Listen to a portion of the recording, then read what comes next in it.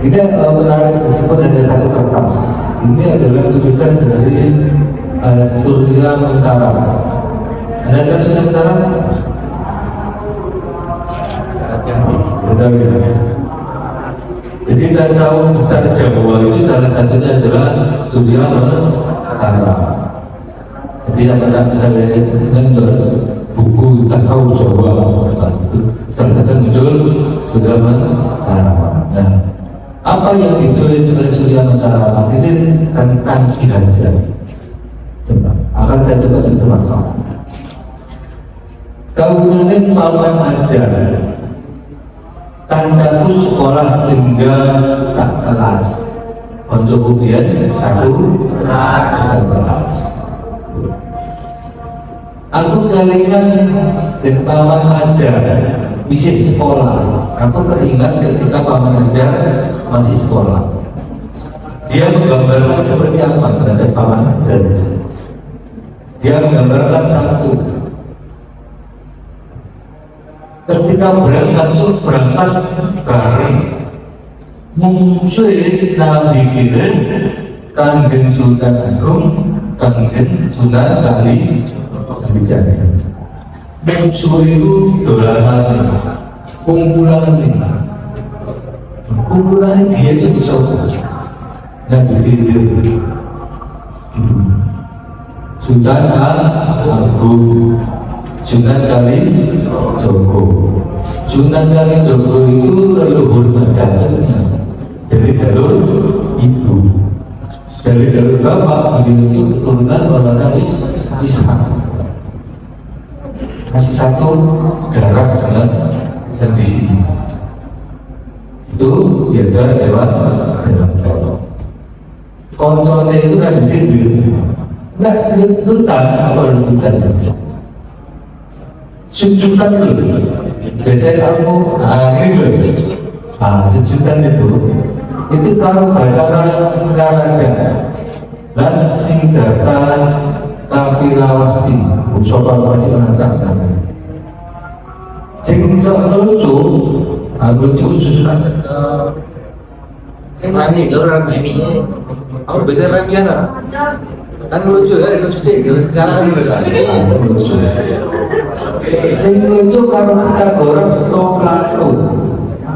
Jadi Ki Hajar itu orang yang meskipun disebut orang tradisional, tapi dia tidak pernah lupa membahas, mengkaji, membaca pikiran-pikiran Plato. Dan sampai orang tahu dikir atau air, itu Plato diwocok, Pythagoras diwocok. Nah, bas-basan janji kalau Prabu Jayabala.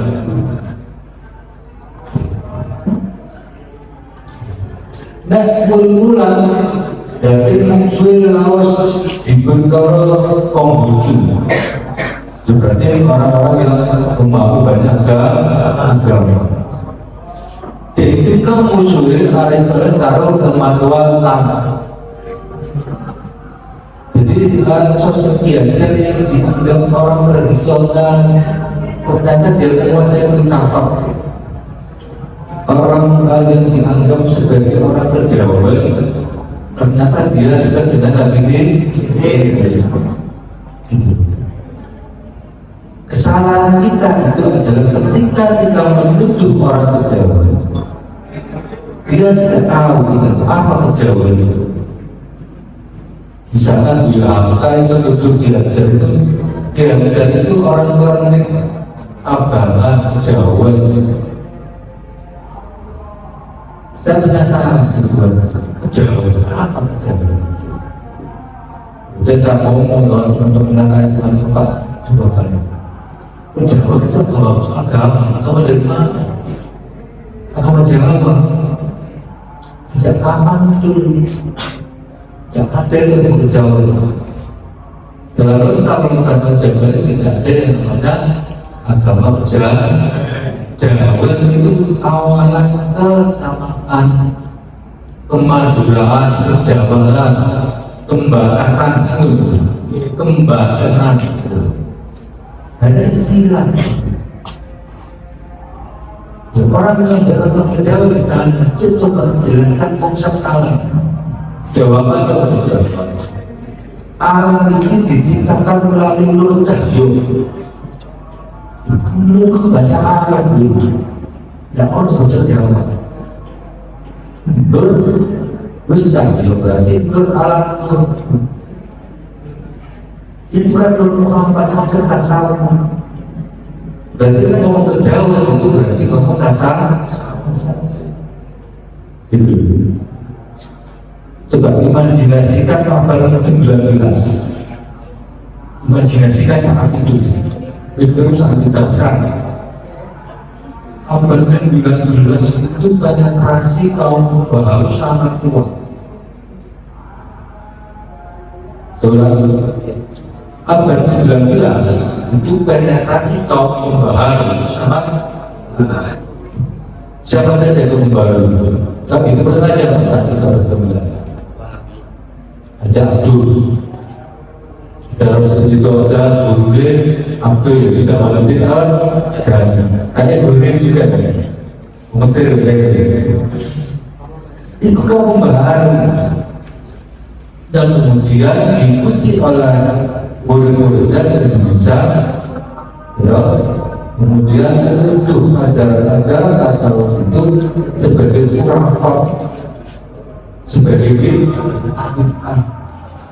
Nah, karena itu terus orang kasar itu bilang, wes aku tidak Islam, sementing amanah itu tetap jalan. Lama-lama ada muncul istilah kejauhan.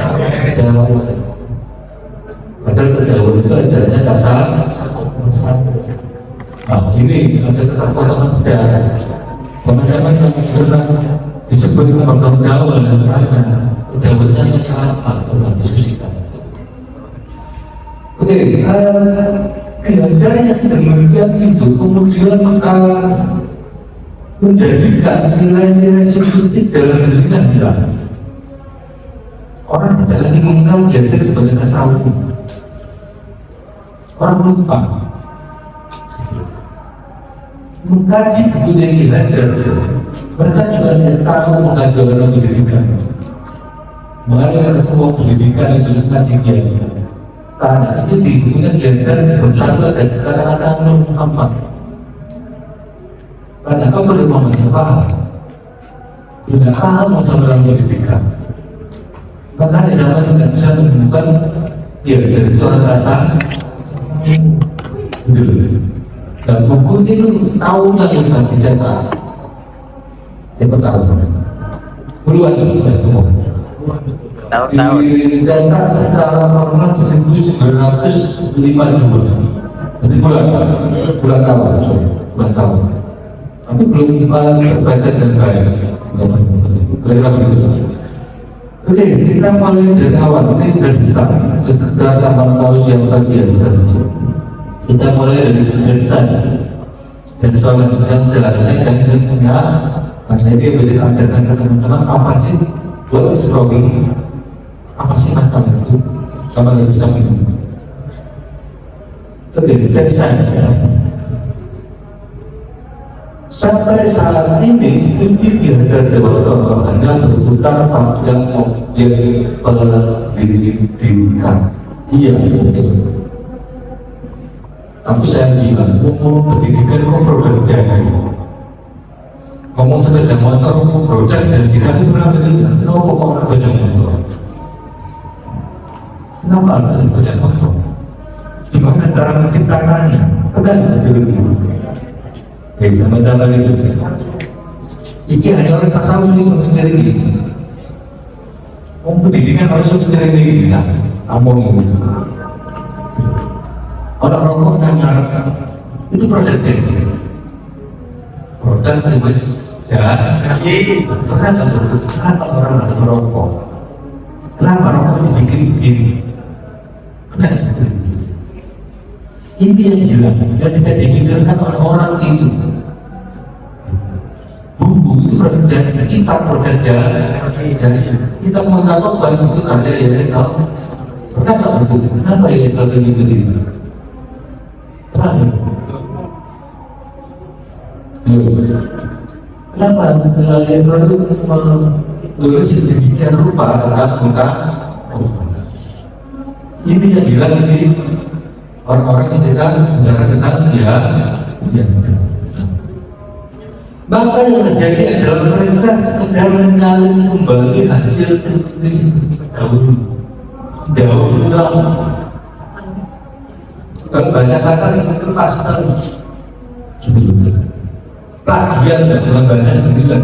Kalau kantor hanya dikaitkan dengan teman-teman tua, diajar teman-teman dengan COVID, misalkan begitu.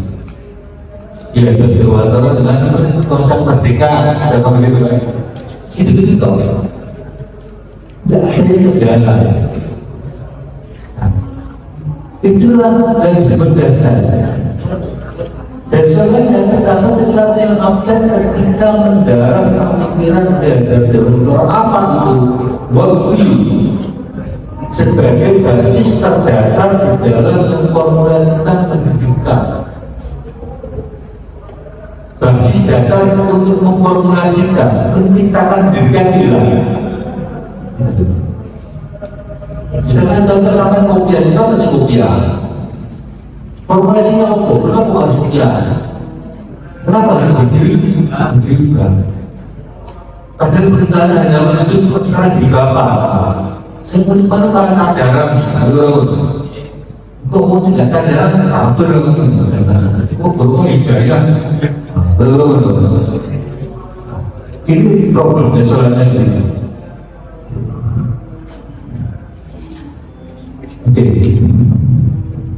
Apa yang absen yaitu wajib apa? Yaitu sufis atau tasawuf. Kenapa tasawuf? Pertanyaannya itu bisa sampai langsung ujuk-ujuk umum tasawuf. Dasar mana? Internal di bukunya dia sendiri. Banyak istilah tasawuf digunakan di dalam karya-karyanya. Kedua, sekarang dia adalah mandatori. Misalkan dia yang mencoba membangun pendidikan karakter akhlak anak. Dia kemudian memberikan satu tingkatan untuk melihat perkembangan anak. Apa yang digunakan istilahnya? Tingkatan dasar berakhlak itu adalah syariah. Anak yang sosial apa? Jadi baru dia kategori anak yang toriko. Terus makanan itu disebut hakikat. Terus hari itu ada tasnya masyarakat. Budi pekerti itu isok makan masyarakat itu dari makrifat. Ini istilah tasawuf bukan sekedar bahasa Arab. Ini murni tasawuf. Dia jadi menggunakan istilah itu. Jangan cek di buku pendidikan. Jangan cek di sana. Pertanyaan apakah istilah itu hanya orang kan? Karena itu ada secara pengaruh yang melekat pada diri kita Indonesia. Karena secara pengaruh lingkungan keluarga saat zaman itu jangan sekarang. Jadi bapak ini belajar itu jenenge Surya Mitra. Bapak yang belajar jenenge Surya Mitra pengarang buku Musawaratul Wali Keraton itu ya menjaga apa Musawaratul Wali atas kemampuan itu perdebatan para wali dalam bentuk sastra. Ini Bapak ini ya bapaknya diajar itu juga orang yang sangat dekat dengan gurunya Mbak Hasyim Asy'ari, gurunya Bani Ahmad Dahlan itu sholat darah. Jadi saya waktu survei di sana di Bapak ditunjukkan di situ loh pendepokan apa ruang lah sekarang bahasanya hall misalnya pendepokan tempat pertemuan dan diskusi dan Surya Berat dengan sholat darah saat itu. Nah, artinya apa? Artinya diajar ini memiliki dimensi kuat dalam nilai-nilai dasar dari keluarganya sendiri. Kemudian kedua, saat itu dimensi tarikat Santaria yang mendominasi Mataram. Santaria mendominasi Mataram. Jangan sekarang, pikir saat itu abad 19. Ini yang ini juga. Kalau kita membaca sejarah tasawuf di Timur Tengah abad kedua Hijriah atau abad ke-8 Masehi, tasawuf dulu istilahnya juhud. Itu orang yang terpinggirkan, tidak berani masuk ke tengah pasti diburu sama Muawiyah saat itu. Mereka menepi jauh. Tapi di Nusantara, tasawuf itu malah berada di pusat kekuasaan dan pemerintahan. Mataram itu dikuasai oleh tasawuf tarekat Santaria. Dari mana jalurnya? Ada 3 jalur. Satu dari Pamijahan, yang juga Lidin. Kita menjalan yang muridnya berapa singkili itu itu ada Abdul Mujahid itu kan Santaria dan dia salah satu jalur terhadap dunia yang ada di Mataram itu adalah Santaria. Dan saat itu juga berjuang keras itu Santaria yang dibuat hari ini semakin banyak tasawuf. Ada Sajiyah, ada TJN, ada apa? Ada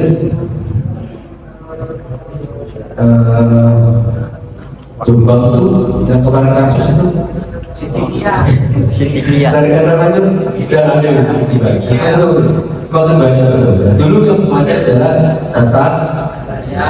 Dimensi Santaria itu yang kemudian menguasai lingkungan keluarganya Ki Hajar. Sampai perlu tahu konsep menunggangi kaum istri itu tidak ada dalam sejarah Jawa. Artinya ketika agama Jawa, Mataram, Majapahit itu tidak ono. Saat itu baru muncul abad ke-11. Siapa itu di Demak? Itu kan sebuah alih bahasa dari tauhid al-wujud, gitu. Atau wahdatul wujud. Nah, itu diterjemahkan manunggaling kaula dari abad itulah yang menguasai Nusantara hingga abad 19. Dijunjukkan dimensi kekuatan tasawuf menjadi penggerak konsep-konsep yang ada di Indonesia. Salah satunya adalah pendidikan. Makanya sampai di ilmu tasawuf benar-benar lulus di konsep pendidikan. Yaitu Ki Hajar itu. Oke. Ada kegelisahan saya yang lain adalah ternyata sufisme di Nusantara khususnya yang Santaria itu mulai tereliminasi. Apa tereliminasi? Tersingkirkan. Gitu kan? Para bujangga di Pandeglang dalam lintasan di Nusantara. Coba buku Badar mengatakan di lantai 4. Genealogi tasawuf John membuat atas Nusantara, tapi tidak pernah membedah tasawuf di Mataram. Saya bilang otak kata dulu dia orang otaknya terjajah Jadi dari mana itu mau tengah lah. Pokoknya itu dulu bahasa Arab. Itu dari tasawuf itu karena bahasa Arab itu juga tasawuf terus. Jawa kan sudah jelas. Jelas. Arab digarap, Barat diruat, Jawa digowo. Aku dengar bahasa itu ngomong. Dan sampai masa iwak nang laut, kecusak laut itu asin kabeh. Iwak itu mentas diolah sesuai dengan kalau agama yang ditunjukin Arab, kecusak Arab itu dicampur kabeh. Akan dari cara-cara Pak Fiki.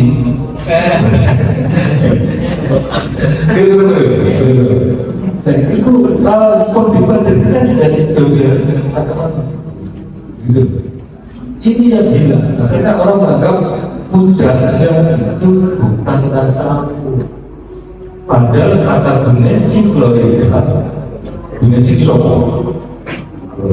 Kita lagi. Bunensi itu orang yang bertahun-tahun meneliti akar.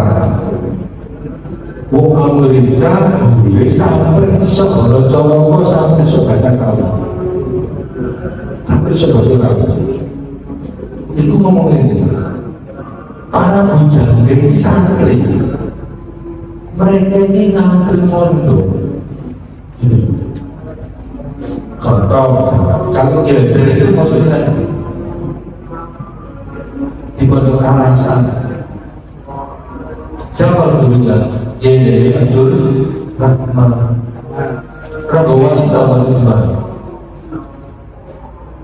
boleh disebut, satu disebut Prabowo itu Prabowo 1, 2, 3 dan ketiga itu kan terima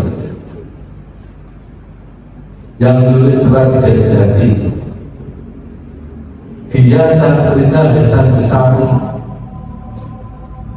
Kono Go sangat dari orang menjaga itu sangat. Ini yang profil yang mungkin bisa mengungkap siapa sih siapa Ki Hajar Dewantoro. Dan juga ada yang menarik bahwa Ki Hajar itu ternyata priayi orang istana. Dan di fakta yang diungkap oleh Pak Hafid bahwa dahulu istana atau keraton Kesultanan itu sebenarnya tidak terpisah dengan tradisi Sufi. Bahkan mereka bertarekat, terutama tarekat Syatariyah itu memang dominan di Kesultanan. Tapi memang kita atau pengetahuan kita itu banyak direduksi oleh mungkin orientalis gitu.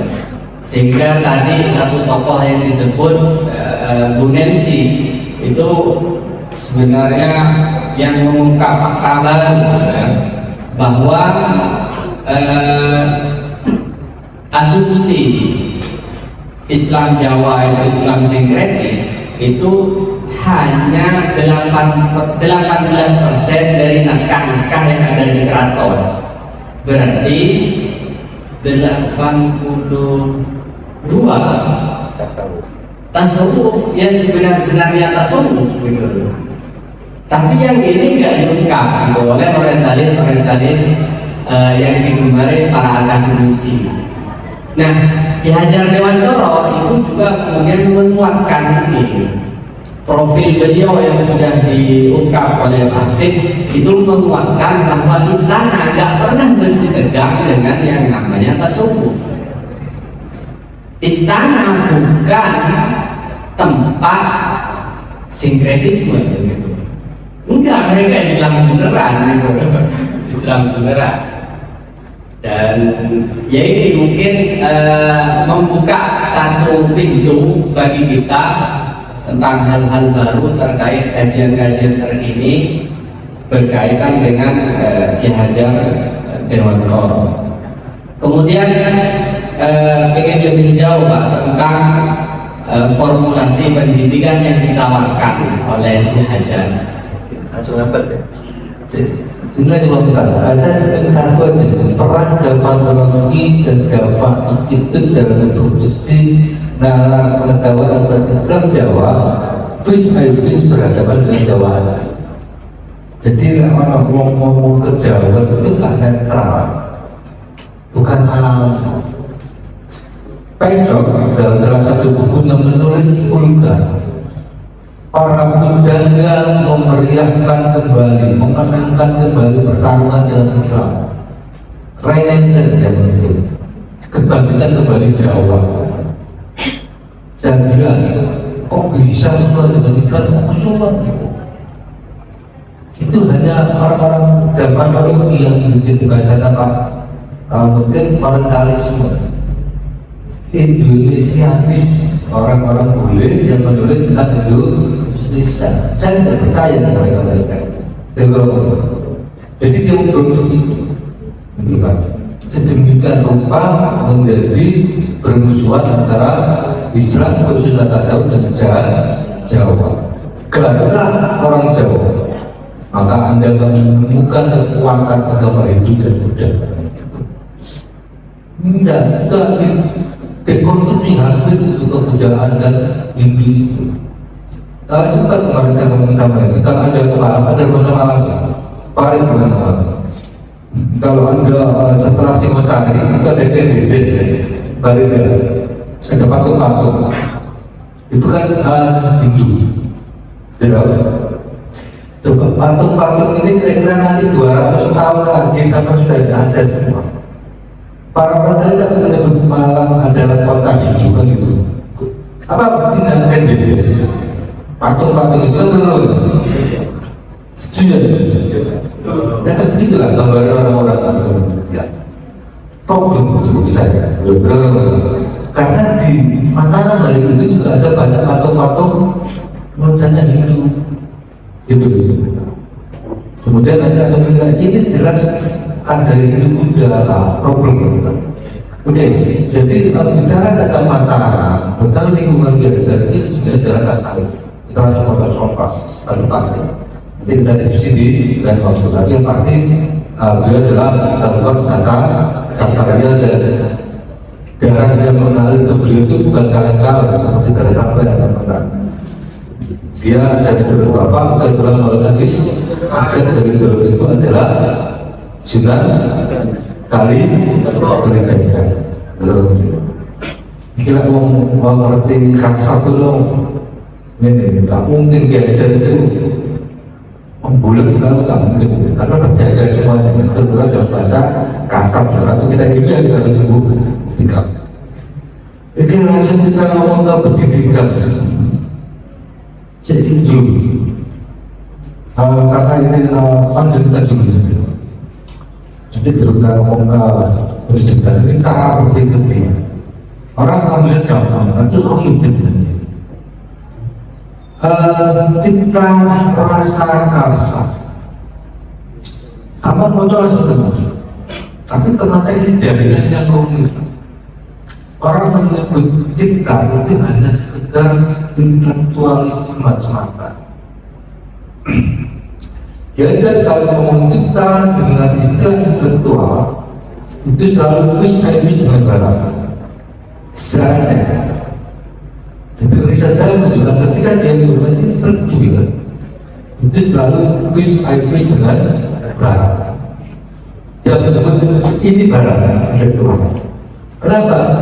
Karena intelektual barat itu hanya rasionalitas ansih yang sifatnya materialisme. Lihat kebenaran verifikasinya yang nampak. Tidak ada istilah lain. Kalau kita berkaitan dengan orang Jawa, dia menyebut sebagai akal, kecerdasan akal berbeda. Maka akal ini sebenarnya menyambungkan ke dimensi rasa. Sebagian itu pernah tak tunjukkan gambarnya naik turun juga ada. Ada ya. Jadi akal itu domainnya itu adalah penghubung. Saya kira penghubung akal menuju dimensi rasa yang di dalamnya ada banyak rasa, ada jauh, ada fuda, ada bu'an, ada basiro, ada itu akal yang menghubungkan ke dimensi rahasia itu rasa. Jadi dua hal ini adalah cinta. Jadi tidak sekedar tuwil, tapi juga akal dimensi rasa. Kedua, rasa itu apa? Rasa itu rukshoh itu bahasa Arab. Jadi kalau rasa dan itu bahasa Arab. Itu bukan bahasa Indonesia, itu serapan dari bahasa Arab. Nah, aku adalah raja Tuhanku. Sedih. Orang Jawa menerjemahkan rukshoh, rangsa. Diterjemahkan lagi penggalih, monggo di penggalih yang dirasakan sendiri-sendiri. Ini dimensi rasa.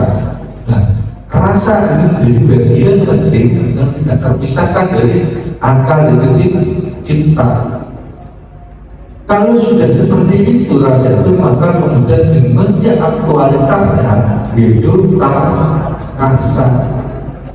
Aktualitas ini setelah dipayungi oleh cinta dan rasa, muncullah aktualitas rasa yang sesuai dengan akal budi masyarakat. Cepat itu masyarakat melakukan ini lakukan terlalu beda-beda itu patut kapan tuh gitu. Jadi itu berarti tidak sesuai dengan akal budi masyarakat gitu. Dan itu dimensi rasanya. Jadi misalnya saya ngomong tasawufnya belajar 3 dimensi itu berjalan berimbang, itu disebut trisakti. Lalu situ tak bisa. Belum selesai kami sebagai bangsa merdeka itu, bangsa sempurna selesai. Tak ada yang diri akan menjalankan spiritualitas, meluaskan tidak lorong. Dan tidak kamu karsan rombongan awal teras dan karsan gitu. Ambil gurune rokok dan tanpa acun yang besar. Itu namanya apa itu? Nah itu pada dimensi karsa. Jadi ngomong dimensi karsa itu nanti itu ada manunggaling kecil. Apa itu manunggaling kecil? Orang harus berbincang pada satu adat istiadat, kedua pada adat.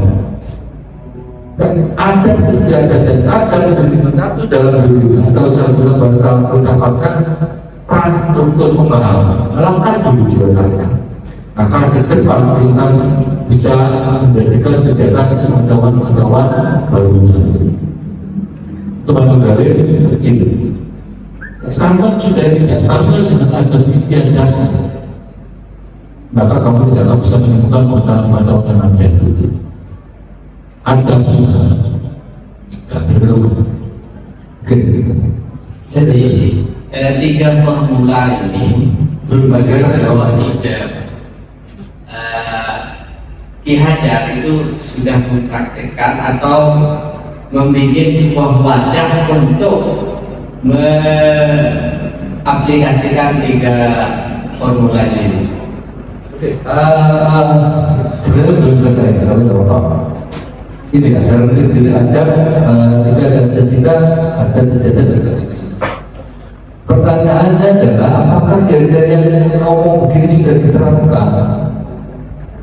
Saya bilang kemunculan taman siswa sebelumnya itu adalah disebut sebagai terkumpulan Selasa Kliwon. Selasa Kliwon itu adalah dimensi para tasawuf mendiskusikan di mana sih untuk pendidik bangsa. Jadi Selasa Kliwon itu mikirin sampai ke kelas ya. Farid itu dalam menjelaskan tasawuf itu gak iso. Dia dari dimana cara mendidik negara. Jadi itu lagi. Maka dari serahkan keliwat itu, malam serahkan keliwat itu muncullah sebuah instruksi paman ajar zaman ngurusi pendidikan. Ada 3, salah satu pasangan 5, satu pendidikan politik, kemudian Suryo Matraman itu ada disebut Jawa itu ngurusi tentang dunia sastra, khusus pendidikan itu paman ajar, dan kemudian pendidikan seperti Dr. Dewan siapa namanya ini namanya Dr. Dewan itu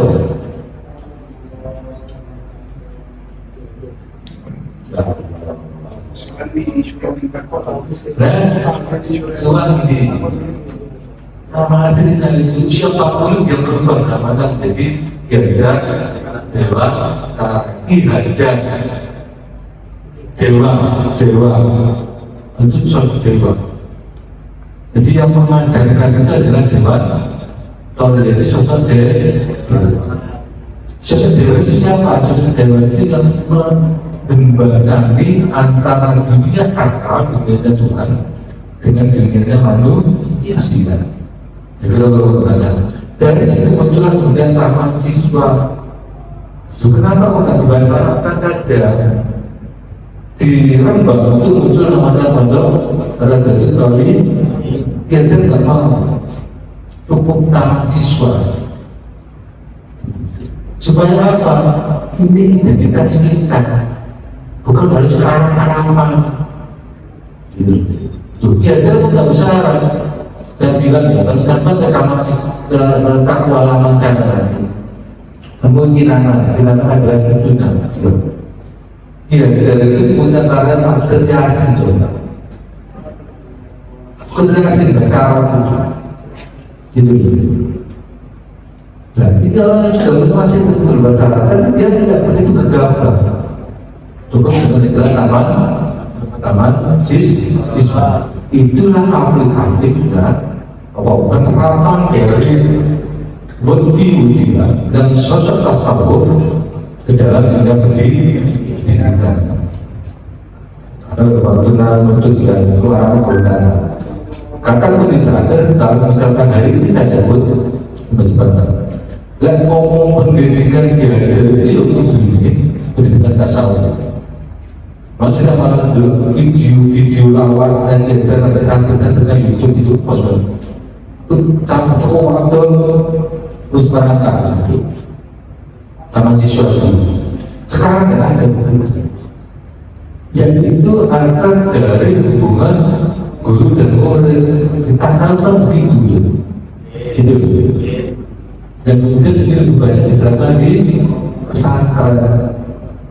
Tapi penantang teman kesini semacam gila, dan namanya penantang modern. Ketemu gurunya, buyang-buyungan, padahal kalau dari video-videonya dulu, teman dia aja itu salaman dan dia aja keluarga harus dulu Kenapa itu referensi dari kasar itu? Karena seorang murid ketika berhadapan dengan mursyid itu adalah etika dan estetika yang lebih dominan. Jadi begitu ya. Oke, karena waktu terbatas sebenarnya masih banyak. Tapi okelah, lain waktu kita akan diskusikan lebih panjang lebar juga begitu. Oke, saya kembalikan ke